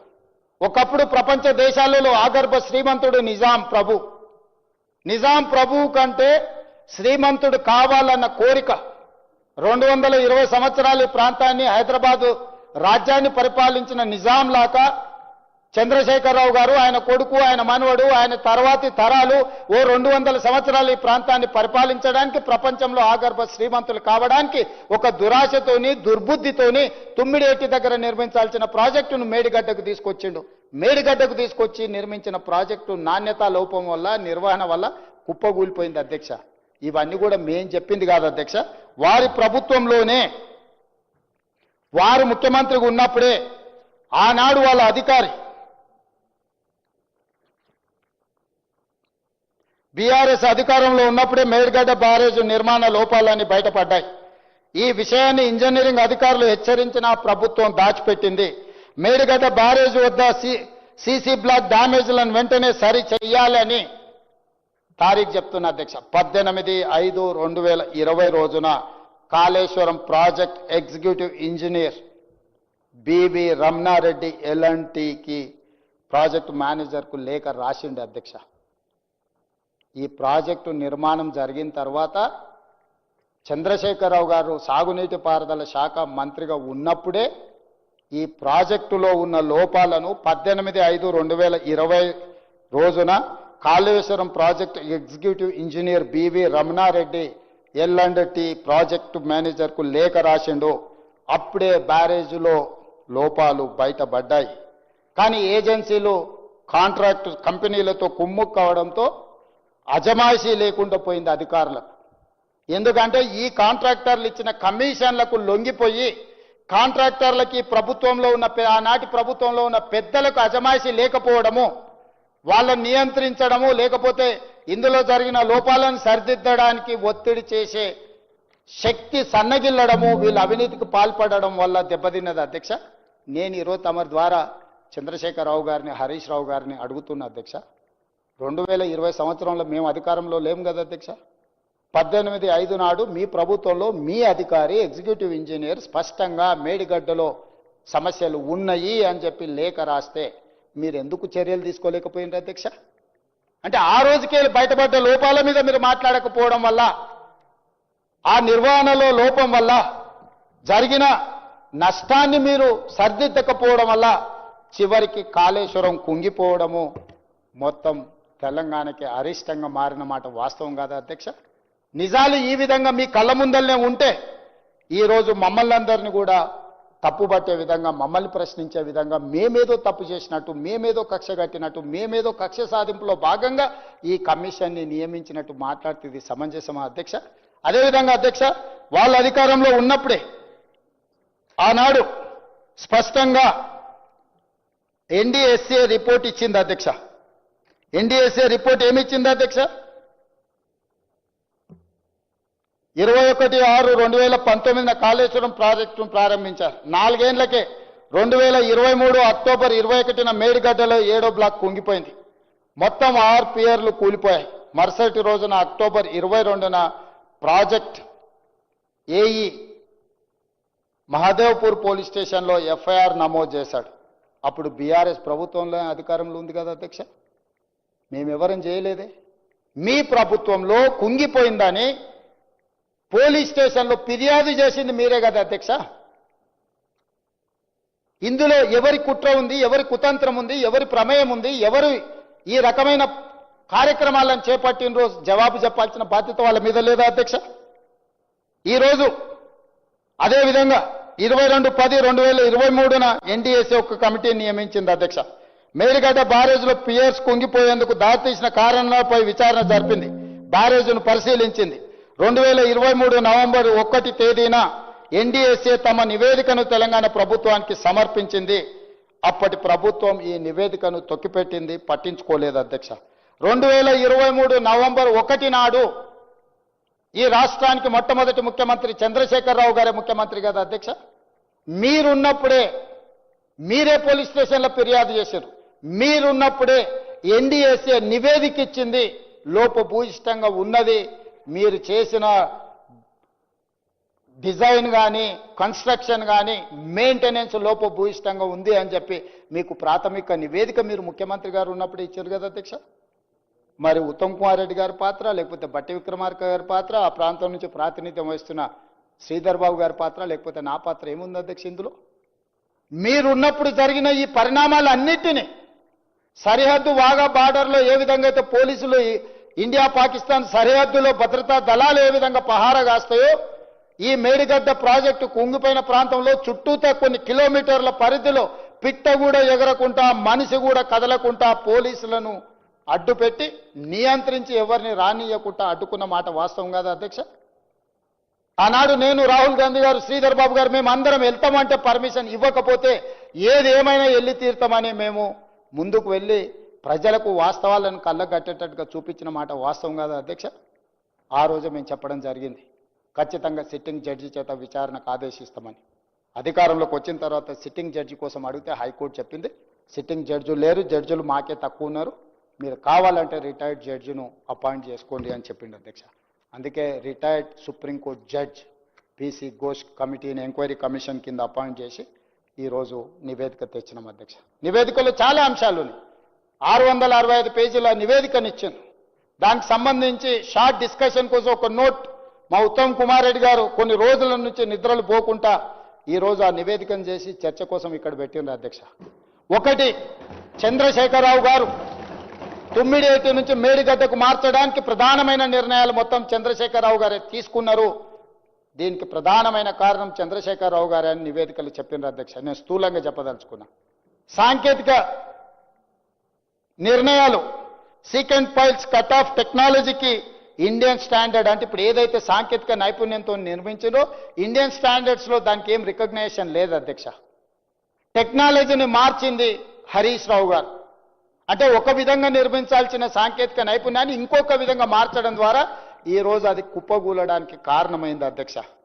అదేవిధంగా అధ్యక్ష, మనం ఇల్లు కట్టుకుంటే బునాది తీసుకుంటాం, భూమి గట్టిగా తలిగే వరకు కిందికి పోతాం. ఒకవేళ భూమి గట్టిగా తలగకపోతే కొన్ని జాగ్రత్తలు తీసుకుంటాం. ఆనాడు సర్ ఆర్థర్ కాటన్ ధవళేశ్వరం మీద కట్టిన బ్యారేజు అక్కడి నుంచి పైకి వారు స్టడీ చేసుకుంటూ వచ్చి ఇచ్చంపల్లి దగ్గర మళ్ళీ ప్రాజెక్టు కట్టాలి. ఎక్కడ కూడా భూమి సరైన విధంగా లేదు, భూమిలో లోపాలు ఉన్నాయి, ఇక్కడ ప్రాజెక్టులు కట్టొద్దని సర్ ఆర్థర్ కాటన్ ఆనాడు మనకు క్లియర్గా దీని మీద నివేదిక ఇచ్చిండు అధ్యక్ష. అప్పుడు కట్టాలనుకున్నాడు. ఆయన వచ్చిన వాళ్ళు చాలామంది చచ్చిపోవడం వల్ల ఆయన ఈ తెలంగాణ ప్రాంతంలో ప్రాజెక్టులను కట్టడానికి ఆనాడు వీలు లేకపోయింది. అధ్యక్ష, ఈరోజు నేను ఒక మాట చెప్పదలుచుకున్నా అధ్యక్ష. సర్ ఆర్థర్ కాటన్ మనందరికీ తెలుసు. వారు ఎవరు? బ్రిటిష్ అధికారి. ఈ దేశాన్ని దోసుకోవడానికి పాలించడానికి వచ్చిన ఈస్ట్ ఇండియా కంపెనీకి సంబంధించిన ప్రతినిధులు బ్రిటిషర్స్ వ్యాపార ముసుగులో వచ్చి దేశాన్ని ఆక్రమించుకొని ఈ దేశాన్ని దోసుకొని ఈ దేశాన్ని పరిపాలించిన వాళ్ళు. సర్ ఆర్థర్ కాటన్ బ్రిటిష్ హయాంలో అధికారి. ఈ ప్రాంత రైతుల కష్టాలను చూసి ఆయనే స్వయంగా గుర్రంపై రాజమండ్రి సమీపంలో అటవీ ప్రాంతంలో పర్యటించి 1847లో ధవళేశ్వరం బ్యారేజ్ నిర్మించారు అధ్యక్ష. గోదావరి నదికి అడ్డంగా ఆనకట్ట కట్టి నీళ్లను డెల్టా ప్రాంతానికి మళ్లించి వేలాది ఎకరాలకు సాగునీటిని అందించారు అధ్యక్ష. తెలుగు ప్రజలు సర్ ఆర్థర్ కాటన్ దొర అని ఒక గొప్ప బిరుదు ఇవ్వడమే కాదు, దేవుడిలాగా విగ్రహాలు పెట్టి పూజించి దేవుడిలాగా కొలిసిన సంస్కృతి మనకుంది అధ్యక్ష. తాగడానికి సాగునీటికి నీరును అందించిన బ్రిటిష్ ప్రతినిధి అయిన సర్ ఆర్థర్ కాటన్ని దొర అని పిలవడమే కాకుండా దేవుడిలా విగ్రహాలు పెట్టి పూజిస్తున్నాం. ఈరోజు ట్యాంక్ బండ్ మీద కూడా సర్ ఆర్థర్ కాటన్ విగ్రహం ఉన్నది అధ్యక్ష. అంటే ఒక మేలు చేస్తే ఎన్ని తరాలైన మరవని జాతి మనది. మన కోసం, మన సాగునీటి కోసం మనకు సహకరించిన వాళ్ళను దేవుడిలా పూజించే సంస్కృతి ఉన్న మనం సర్ ఆర్థర్ కాటన్ని ఈ రోజుకు మనం కొలుస్తున్నాం అధ్యక్ష. మరి దోసుకోవడానికి వచ్చిన బ్రిటిషర్స్నే వారి ప్రతినిధిని మనకు నీళ్లు అందించినందుకు దొరగా దేవుడిగా భావిస్తే, దొరగా పుట్టినా అని గొప్పగా చెప్పుకునే చంద్రశేఖరరావు గారు ఆ దొరలో ఒకంతైనా ఈ ప్రజలకు సేవ అందించాలని ఆలోచన చేసినుంటే ఇంత దుర్మార్గమైన కార్యక్రమానికి పాల్పడుతుండేనా? ఆనాడు ప్రజలకు సేవలు అందించిన సర్ ఆర్థర్ కాటన్ దొర అయితే, ఈనాడు పుట్టుకతోనే దొర అని చెప్పుకునే చంద్రశేఖరరావు గారు దోపిడి దొంగగా మారి తెలంగాణ సొత్తును 1,00,000 కోట్లను కొల్లగొడితే, ఇది ప్రజాస్వామిక దేశం కాబట్టి నడిబజార్లో ఉరిదీయలేదు, రాళ్లతోని కొట్టి చంపలేదు. ఈ సమాజం విచారణ చేసి సహేతుకమైన అవకాశం కల్పించి ఈరోజు ఈ సభలో ఆ నివేదిక పెట్టి మీరు కూడా మీ అభిప్రాయం చెప్పండి. మీ అందరి అభిప్రాయాలు విన్న తర్వాత మా ప్రభుత్వం నిర్ణయం తీసుకుంటుందని మేమంటే అది కూడా మా బలహీనతగా చర్చ చేస్తే ఎట్లా అధ్యక్ష? ఇన్ని వాస్తవాలు ఈ విధంగా ఉండి, ఈ వాస్తవాల్లో ఇన్ని ఉన్నా ఒక పద్ధతి ప్రకారం ఈరోజు ఈ ప్రభుత్వాన్ని నడుపుతున్న మేము బాధ్యతాయుతంగా వ్యవహరించాలి. రేపు భవిష్యత్ తరాలు మమ్మల్ని తప్పు పట్టొద్దు. ఎక్కడైనా కోపంతోనో ఆవేశంతోనో లేకపోతే ఏదైనా తొందరపాటుతో చర్యలు తీసుకుంటే తిరిగి మనము వాటిని రిపేర్ చేయలేమన్న ఆలోచనతోనే ఈరోజు ఇంత రాత్రి అయినా చర్చ చేసి ఈ సభలో ప్రవేశపెట్టి మీ అందరి అనుమతి తీసుకొని ఈరోజు ముందుకెళ్దామని అనుకుంటున్నాం అధ్యక్ష. అదేవిధంగా ప్రాణహిత చేవెళ్ల ప్రాజెక్ట్ ఆనాడు కేంద్ర ప్రభుత్వం ప్రాజెక్టును మార్చడం వల్ల అంచనాలు పెరగడమే కాదు, పెంచిన అంచనాలతో కట్టిన మేడిగడ్డ అన్నారం సుందిల కూలడమే కాదు, చంద్రశేఖరరావు గారు చేసిన ద్రోహం అంతా ఇంత కాదు. ఆనాడు గవర్నమెంట్ ఆఫ్ ఇండియా స్పష్టంగా modified guidelines for the accelerated irrigation benefits programme AIBP effective from October 2013. Eligibility criteria for inclusion of projects under the scheme. AIBP project కింద ఏదైనా ప్రాజెక్టులు కేంద్ర ప్రభుత్వం గుర్తిస్తే ఆ ప్రాజెక్టు 75% కేంద్ర ప్రభుత్వం నిధులు ఇస్తుంది, రాష్ట్ర ప్రభుత్వం 25% నిధులు ఖర్చు పెడితే సరిపోతుంది అధ్యక్ష. ఇందులో 2.1.2 sub class C 4th page for new projects in special areas of non-special category states, the central assistance under AIBP will be 75% of the cost of the project work component for eligible irrigation projects. చెప్పడమే కాకుండా list include చేసింది అధ్యక్ష ఏ ప్రాజెక్టులో ఈరోజు ఈ AIBP ప్రాజెక్టుల కింద వస్తాయని. మహారాష్ట్ర, కర్ణాటక, ఆంధ్రప్రదేశ్ 2013లో ఆంధ్రప్రదేశ్లో మొత్తం 25 ప్రాజెక్టులను తీసుకున్నారు అధ్యక్ష ఉమ్మడి రాష్ట్రంలో. ఆ ప్రాజెక్టుల పేర్లు కూడా నేను చదవదలుచుకున్నా అధ్యక్ష.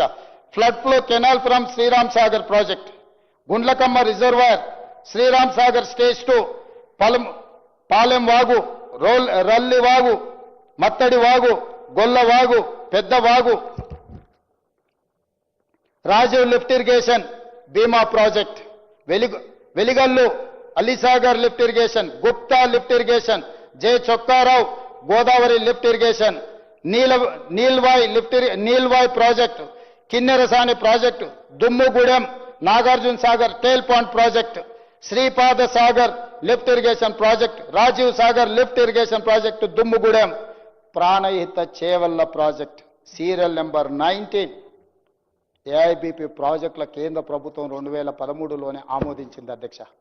38,000 కోట్ల ప్రాజెక్టుల్లో మనం అప్పటికే 11,600 కోట్ల రూపాయలు ఖర్చు పెట్టిన తర్వాత దాదాపుగా 75% అంటే 40,000 కోట్ల రూపాయలు ఈ ప్రాజెక్టు ఒకవేళ అంచనా అనుకుంటే 75% అంటే 30,000 కోట్ల రూపాయలు కేంద్ర ప్రభుత్వం ఉచితంగా మనకు నిధులు ఇచ్చి పూర్తి చేయాల్సిన ప్రాజెక్టును ఈనాడు కల్వకుంట్ల చంద్రశేఖరరావు గారు పేరు మార్చి, ఊరు మార్చి, అంచనాలు మార్చి 1,50,000 కోట్ల రూపాయల అప్పు మన నెత్తి మీద పెట్టి కేంద్ర ప్రభుత్వం నిర్మించాల్సిన ప్రాణహిత చేవెళ్ల ప్రాజెక్టు ఉసురు తీసి ఉరేసింది చంద్రశేఖరరావు గారు కాదా?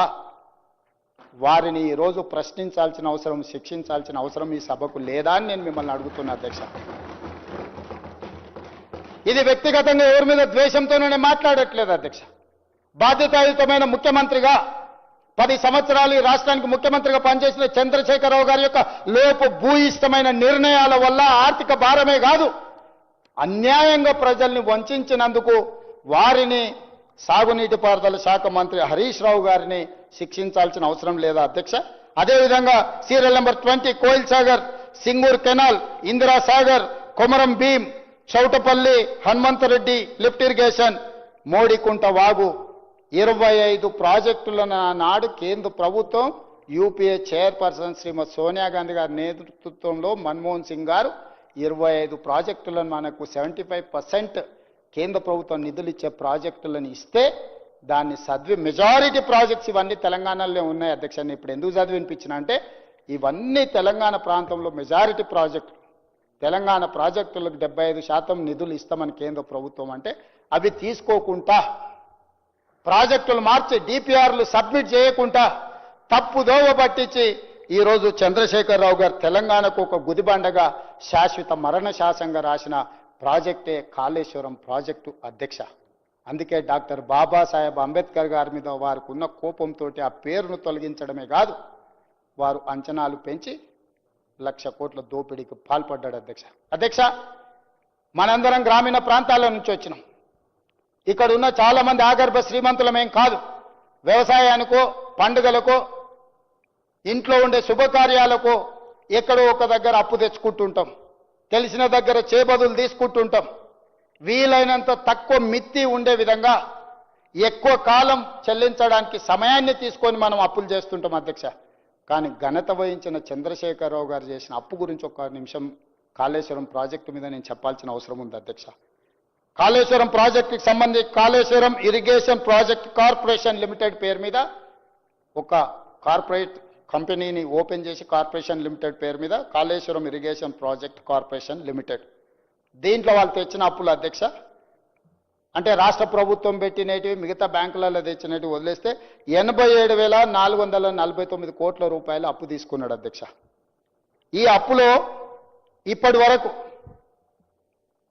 ఏ rate of interest Power Finance Corporation Limited 11.5% అధ్యక్ష.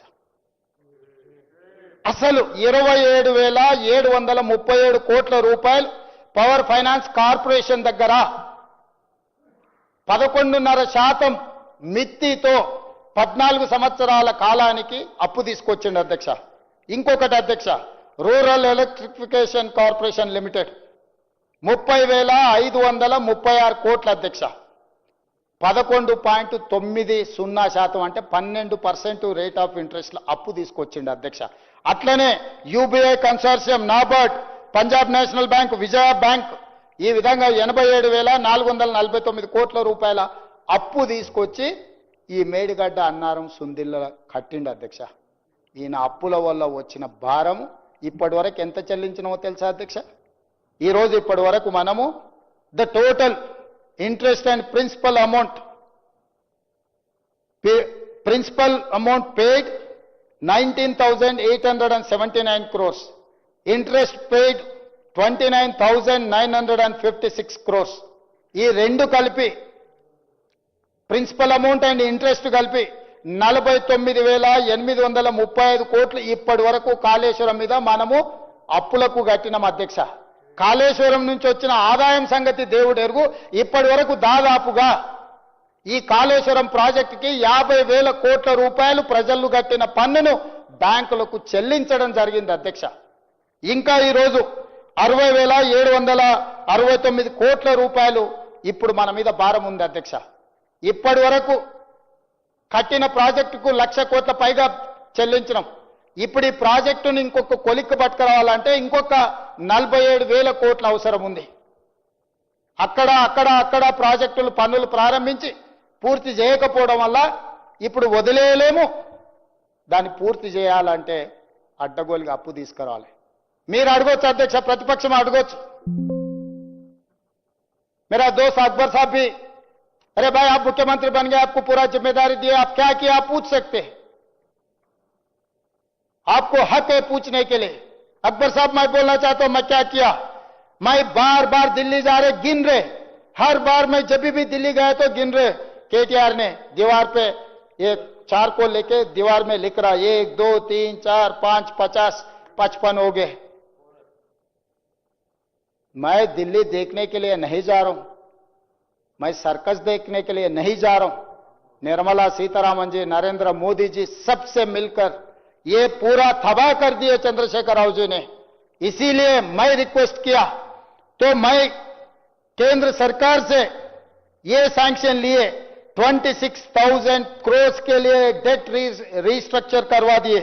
26,540 करोड़ डेट रीस्ट्रक्चर वो लिए 11.90% रेट ऑफ इंटरेस्ट 14 साल के लिए. मैं 26,000 प्लस करोड़ को डेट रीस्ट्रक्चर किए at the rate of 7.25 for 30 years of loan tenure. हर साल 26,000 ఈ 26,000 అధ్యక్ష. నేను ఢిల్లీ పోయినప్పుడల్లా ఇక ఆయన తెలివితేటలు ఏందో, ఆయన చదువు అమెరికాలో చదివిన అనుకుంటాడు కానీ మరి అది ఏం చదువో నాకైతే అర్థం కాలే.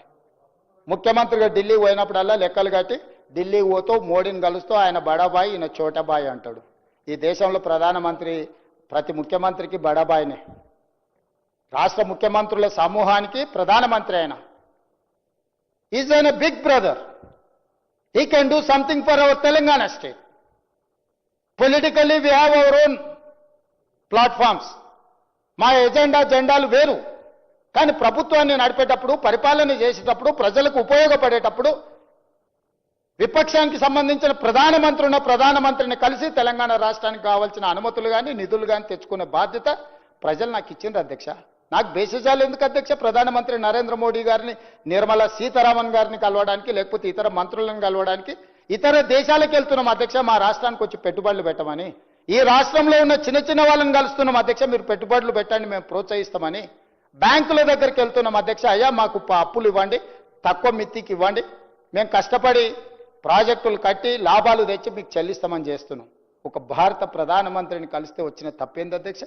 నేను కలవడం వల్ల 26,540 కోట్ల రూపాయలని డెట్ రీస్ట్రక్చర్ చేపించిన 11.90 రేట్ ఇంట్రెస్ట్ కు చంద్రశేఖరరావు తెస్తే 7.25% తగ్గించి 14 సంవత్సరాలతో కట్టాల్సిన అప్పును 30 సంవత్సరాలకు పొడిగించి ఇవాళ నేను ఈ డెట్ రీస్ట్రక్చర్ 26,000 కోట్లు చేస్తేనే సంవత్సరానికి నాకు 4,000 కోట్ల రూపాయలు ఆదా అవుతున్నాయి అధ్యక్ష.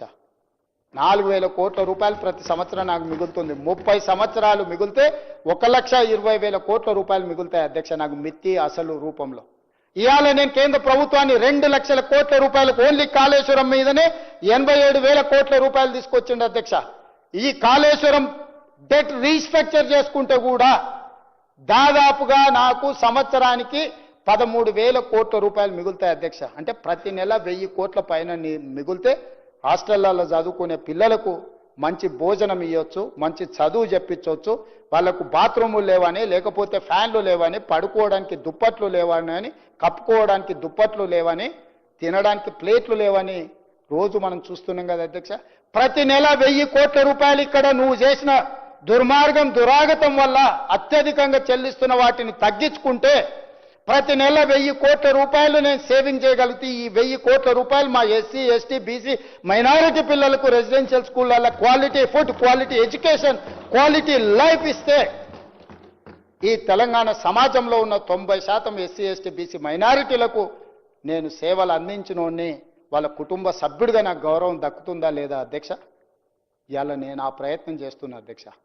అందుకే ఈరోజు బాధ్యత రహితంగా వ్యవహరించిన చంద్రశేఖరరావు గారిని, అదేవిధంగా హరీష్ రావు గారిని, ఈటెల రాజేందర్ని వీళ్ళు దుర్మార్గాలు చేస్తుంటే పక్కన కూర్చొని చూసుకుంటున్నామని మా మహాభారతంలో చూసినాం కదా అధ్యక్ష. ధృతరాష్ట్రుడు కళ్ళకు గంతలు కట్టుకొని కొడుకులు చేసే దుర్మార్గాలను, కుటుంబం చేసే దుర్మార్గాలను నియంత్రించకపోవడం వల్ల కౌరవ సామ్రాజ్యం మొత్తం సర్వనాశనం అయిపోయింది కదా అధ్యక్ష. ఈరోజు చంద్రశేఖరరావు గారు, హరీష్ రావు గారు చేస్తున్న అరాచకాలను, దుర్మార్గాలను ఈటల రాజేందర్ గారు చూసుకుంటూ కూర్చున్నాడు. ఎక్కడ కూడా ఆపే ప్రయత్నం చేయలేదు. ఆర్థిక మంత్రి కానీ ఈ నివేదికలు రాశారు అధ్యక్ష. ఒక్కొక్కరు ఏం చేసిరో, చంద్రశేఖరరావు ఏం చేసిండు, హరీష్ రావు ఏం చేసిండు, ఈటల రాజేందర్ ఏం చేయలేదు. వీళ్ళేం దుర్మార్గాలు చేసిరు, ఈయనను దుర్మార్గాలు ఆపలేదు. ఇది అధ్యక్ష వీళ్ళ గురించి. మిగతా అధికారుల పేర్లు నేను చదవదలుచుకోలేదు అధ్యక్ష. చాలా మంది ఐఏఎస్ అధికారులు, సాంకేతిక నిపుణులు అందరి గురించి నివేదికలో రాసిండ్రు అధ్యక్ష. మరి ఈ నేపథ్యంలో ఈరోజు ఏమీ చేయొద్దు, చర్చనే చేయొద్దు. ఇంతకుముందే మీకు చూపించిన విద్యుత్తుకు సంబంధించిన కమిషన్లో ఆనాటి జస్టిస్ ఎల్ నరసింహారెడ్డి గారు section 8B and section 8C కింద నోటీస్ ఇస్తే మాకు నోటీస్ ఇవ్వడానికి లేదు, ఇది కొట్టేయమని కోర్టుకు పోయి జస్టిస్ నరసింహారెడ్డికి అగనెస్ట్గా కోర్టులో కేసు వేసిండ్రు అధ్యక్ష. ఈరోజు Pinaki Chandra Ghose section 8B and 8C కింద నోటీస్ ఇవ్వలేదు కాబట్టి ఇది కూడా కొట్టేయండి అని కోర్టుకు పోయారు. కోర్టు అన్నది ఇప్పుడు కొట్టేసేంత అర్జెంట్ ఏం లేదు, ప్రభుత్వం ఏం చేస్తుందో చూద్దామని. ఆ తర్వాత నిన్న ఇంటరిమ్ అప్లికేషన్ వేసిండ్రు అధ్యక్ష.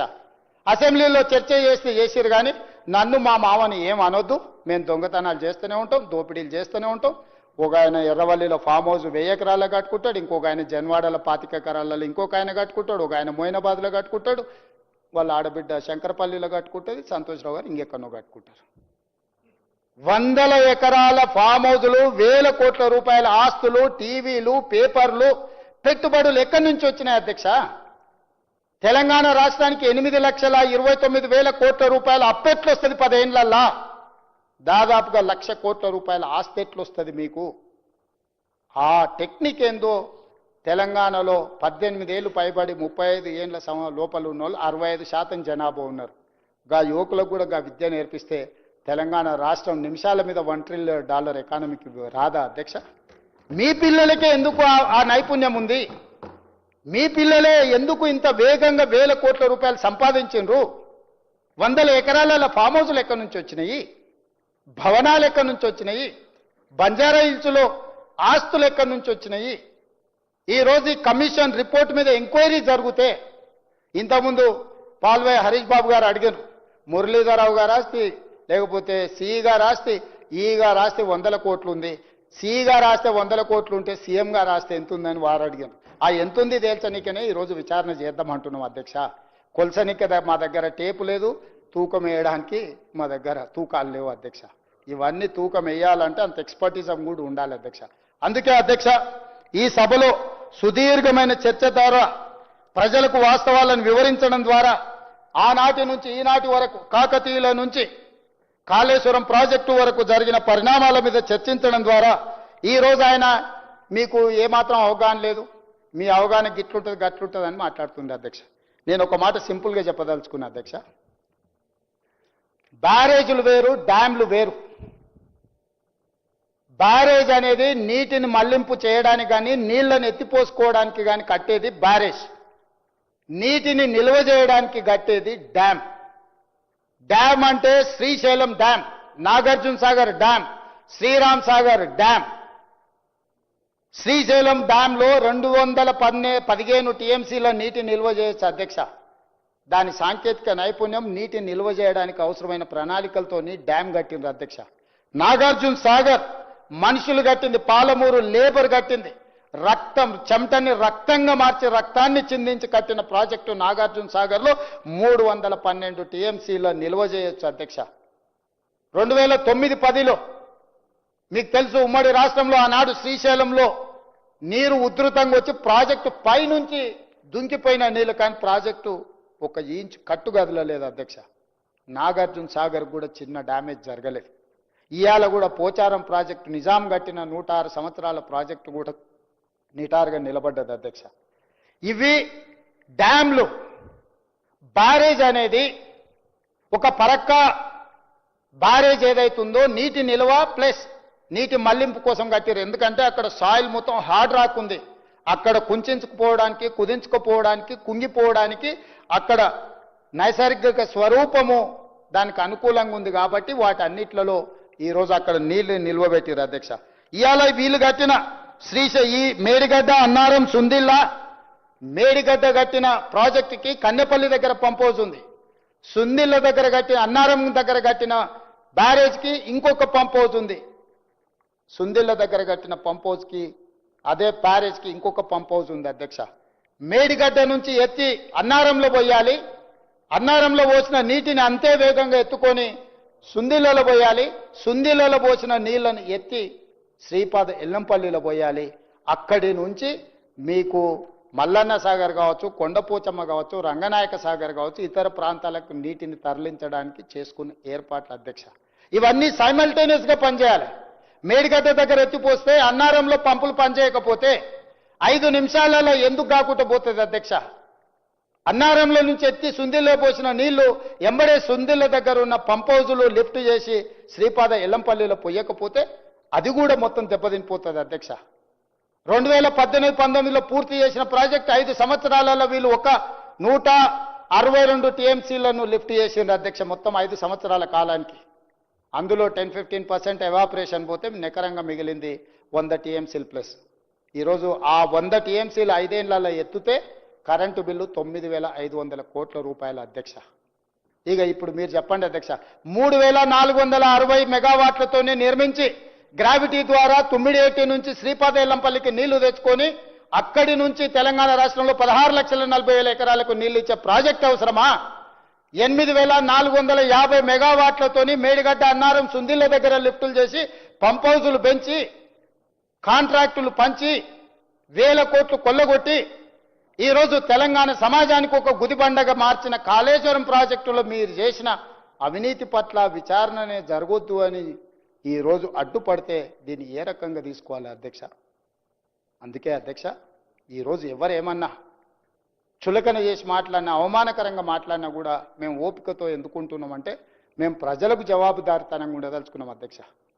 ఇక్కడ ఉన్న సభ్యులకు అవహేళన చేయొచ్చు, ఈ అవహేళన మాకే పరిమితమైంది. కానీ మా నిర్ణయంలో లోపం ఉంటే తెలంగాణ సమాజం మమ్మల్ని ఎప్పటికీ క్షమించదు. శాశ్వతంగా దోషులుగా మేము నిలబడాల్సి వస్తుంది. ఈరోజు ఈ దుర్మార్గాన్ని ప్రశ్నించడానికి, దుర్మార్గం మీద విచారణ చేయడానికే ఈరోజు అన్ని రకాలుగా మేము ప్రయత్నం చేసినాం అధ్యక్ష. నేను వివరణ ఇచ్చే ముందే నీటి లభ్యత ఎట్లుంది, నిధుల లభ్యత ఎట్లుంది, ప్రాజెక్టులు పేరు మార్చి, ఊరు మార్చి, అంచనాలు మార్చి పాల్పడ్డ అవినీతి మీద అన్ని రకాల వివరాలు నేనే కాదు, బట్టి విక్రమార్క గారు, శ్రీధర్ బాబు గారు, ముఖ్యంగా మా ఉత్తమ్ కుమార్ రెడ్డి గారు అన్ని వివరాలను సంపూర్ణంగా ఈ సభలో చెప్పారు. అదేవిధంగా మా మిగతా మంత్రులు, సభ్యులందరూ కూడా మాట్లాడినారు. చివరి సభ్యుడిగా మాట్లాడిన పాల్వే హరీష్ బాబు గారు కూడా మొదటిసారి సభ్యుడైన విజ్ఞతతో మాట్లాడిండు. మరి ఈరోజు అందరికీ అనుమానాలు ఉన్నాయి అధ్యక్ష. ఎన్డీఎస్ఏ రిపోర్ట్ ఇచ్చింది, ప్రభుత్వాన్ని తప్పుపట్టింది. విజిలెన్స్ అండ్ ఎన్ఫోర్స్మెంట్ నివేదిక ఇచ్చింది, ఆనాటి ప్రభుత్వాన్ని తప్పుపట్టింది, పెద్దల్ని తప్పుపట్టింది. కాగ్ నివేదిక ఇచ్చింది, ఆనాటి పెద్దల్ని, ఆనాటి ప్రభుత్వాన్ని తప్పుపట్టింది. తెలంగాణ మేము ప్రభుత్వాన్ని ఏర్పాటు చేసినాక నియమించిన Pinaki Chandra Ghose commission, enquiry commission also they have submitted their report. We have tabled that report. They are finding faults with Chandrasekhar Rao, Harish Rao gar and other political executives, executive officers and engineers. And agencies. ఇన్ని రకాల multiple complications ఉన్నాయి అధ్యక్ష. అందుకే రాష్ట్ర ప్రభుత్వం మా పరిధిలో ఉన్న విచారణ సంస్థ ఏది చేసినా ప్రతిరోజు ఇదే చర్చ జరుగుతుంది. కోపంతోనో కక్షాపూరితంగానో గతంలో మాకు వాళ్లకున్న వైరుధ్యాల వల్లనో కక్ష సాధింపు చర్యలలో భాగంగా ఈ ప్రభుత్వం వ్యవహరిస్తుందని మా చిత్తశుద్ధిని అనుమానించే విధంగా అపోహలు కల్పించే విధంగా వాళ్ళు మాట్లాడదలుచుకున్నారు అధ్యక్ష. అందుకే ఈరోజు శశభిషలకు తావు లేకుండా ఒక స్పష్టమైన నిర్దిష్టమైన కార్యాచరణతోని రాష్ట్ర ప్రభుత్వం ముందుకు వెళ్ళాలనుకుంటుంది. ఇంత రాత్రి అయిన ఈ చర్చ చేసినాం అధ్యక్ష. కాళేశ్వరం ప్రాజెక్టులోని మేడిగడ్డ, అన్నారం, సుందిళ్ల బ్యారేజీల నిర్మాణంలో జరిగిన అవకతవకలు, ప్రజాధనాన్ని దుర్వినియోగం చేయడం, అవినీతి ఆరోపణలపై విచారణ జరిపేందుకు తెలంగాణ రాష్ట్ర ప్రభుత్వం సుప్రీంకోర్టు మాజీ న్యాయమూర్తి జస్టిస్ శ్రీ పినాకి చంద్రఘోష్ను విచారణ కమిషన్ను నియమించడం జరిగింది. విచారణ కమిషన్ తన నివేదికను జూలై 31, 2025న ప్రభుత్వానికి సమర్పించింది. ఆగస్టు 4, 2025న జరిగిన మంత్రిమండలి సమావేశంలో ఈ నివేదికను ఆమోదించింది. తదుపరి చర్చ జరిపేందుకు అసెంబ్లీలో ప్రవేశపెట్టాలని మంత్రిమండలి చేసిన తీర్మానం ప్రకారం ఈరోజు ఈ నివేదికపై ఈరోజు ఈ శాసనసభలో చర్చ జరిగింది. నిన్న మొదలై ఈ రోజు వరకు చర్చ చేసినాం అధ్యక్ష. నాకు తెలిసి చరిత్రలో చాలా అరుదైన సందర్భము. 1 తారీఖుతో మొదలై ఇంకొక తారీఖు వరకు చర్చ జరగడం ఒకే అంశం మీద అనేది. అందుకే రిటైర్డ్ జస్టిస్ పిసి ఘోష్ విచారణ కమిషన్ తమ నివేదికలో క్రిమినల్ చర్యలకు అర్హమైన అనేక లోపాలు, అవకతవకలను గుర్తించింది. నిర్లక్ష్యం, దురుద్దేశం, ఉద్దేశపూర్వకంగా వాస్తవాలను తొక్కిపెట్టడం, ఆర్థిక అవకతవకల వంటి అంశాలను ప్రస్తావించింది. 3 బ్యారేజీల నిర్మాణంలో తప్పు జరిగిందని, అసలు ప్లానింగ్ లేదని కమిషన్ తేల్చి చెప్పింది అధ్యక్ష.